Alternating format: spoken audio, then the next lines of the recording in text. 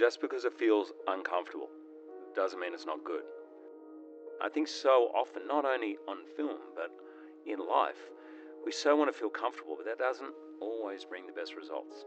If I look back, I think some of my more successful things, in my point of view, have been the things I've been most nervous about and probably most unsure when I began.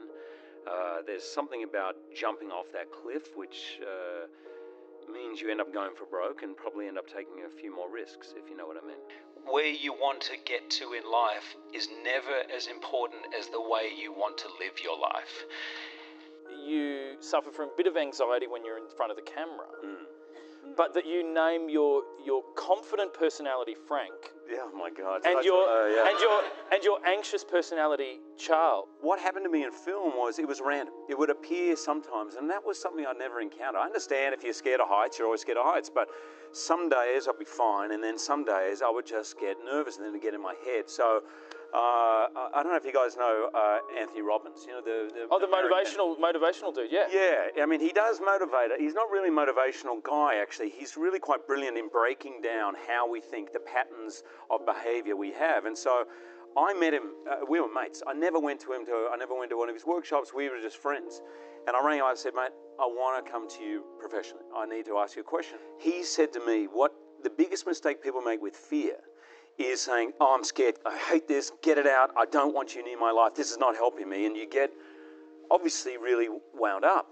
So he said, you've got to remember the times where you feel confident, name that character that feels scared, and as you're walking on a set, realize that the fear is good, that it got you where you are, that it makes you work. The fear sometimes actually goes, oh, I better work really hard on this film. So he said, that fear, embrace it, work really hard. And then on that day when you walk on set, Charles, thanks, but I don't need you right now. And then be frank.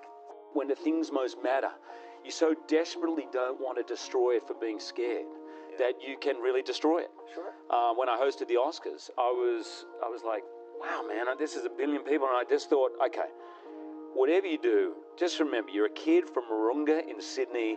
You're hosting the Oscars, have some fun, you know. And luckily for me, those turning points, I've somehow always stuck to that idea of just having fun. I genuinely like to be friendly with everyone. In the Australian film industry, everyone talks to everyone, and if they're not making fun of you, then they really don't like you. So there's a problem. And I also, when I first went to America, I noticed there was an unspoken, and it's not, people tell stories of don't look this actor in the eye and all that. I've never heard that before, but there is a slightly unwritten rule of leave the actor alone, let them do their thing. It could be about process, it could be because their style, I'm not sure, and I always try literally on the first day to break that down because I feel self-conscious in that environment. I'd much prefer a grip, making fun of me than calling me Mr. Jackman and then saying nothing until they say, thank you, it's been great working with you. You know, I much prefer to feel we're in it together. Because I didn't come into this business, my first job was 26, I did not come in fully formed. I always feel that I'm a work in progress and there is absolutely, I promise you, no way I would be standing on this stage with this extraordinary honor if it wasn't for the many, many people. And I know it's easy and you hear people all the time thanking their team, their agents, and it always feels like perfunctory. Well, when I came to Hollywood, I was about 30 years old. I wasn't a kid. I felt I understood people a little bit. I had no idea, really. I met 1,000 people. And 3 of those people I met are still with me today, 15 years later. And my whole approach to meeting them and trying to decide who I was going to work with was the Aussie good bloke rule, because I had no idea if anyone could do their job. I mean, everyone seemed great to me. So I just applied, if they seem like a good bloke, if they seem like they're true to the word, if they seem like they're genuine, then I'm going to go with it. Raising 5 children alone, there must have been some system of organization. Now I find it hard to believe how well organized it was. It was chores written up. We had chore sheets. So 5 kids, 5 work days to the week. The weekends were a little different, but so once a week your job would be the dishwasher. Once a week would be dinner, so you cook dinner. Once a week would be the lunches. Once a week would be the washing. Monday nights would be the communal clearing of the clean washing on the table. Saturday mornings we had chores. Sundays was always Dad observed the Sabbath, so we had to go to Sunday school, and then we had Sunday lunch. It was very, very organised, and from age 8, I was doing my own washing, ironing my own clothes. I mean, I'm sure there's other kids who did it, but to me it was normal. To this day, if someone cooks for me, I automatically get up to clean, because if you cook, you don't clean. If you clean, you don't cook.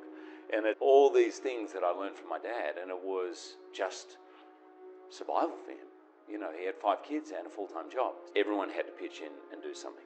He had 5 kids, a full-time job, and he traveled. Yeah, he traveled.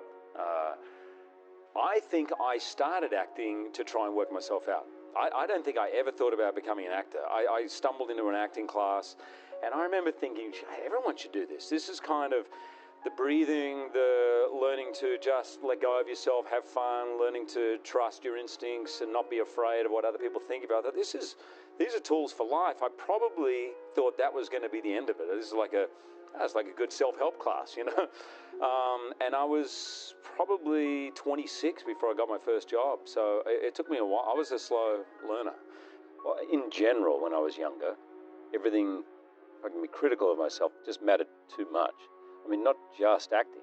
I can look back now and go, oh, come on, you know, it was a game of cricket. It wasn't the end of the world, but at the time it felt like that, and I think at the beginning of my career it all felt like that. If I didn't get a gig, or if the gig didn't go well, or the other thing for me has been choices, making choices. I learned the hard way sometimes, doing things that I didn't feel were right, went against my gut on it.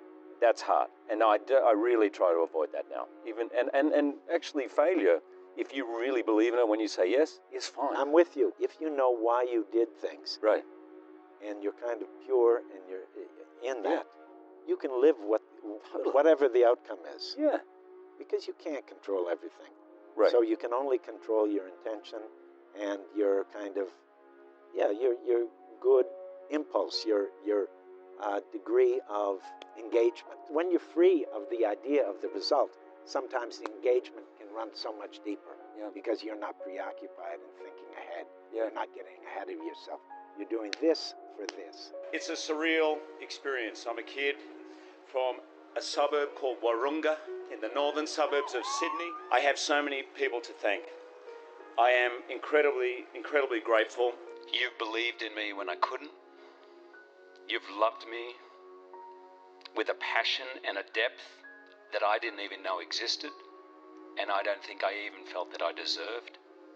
You have pushed and encouraged me when I was scared to venture out. You have smiled me into smiling. You have sung me into singing. You have loved me into loving. And like everything I do in my life, I share this with you. I love you. Thank you all.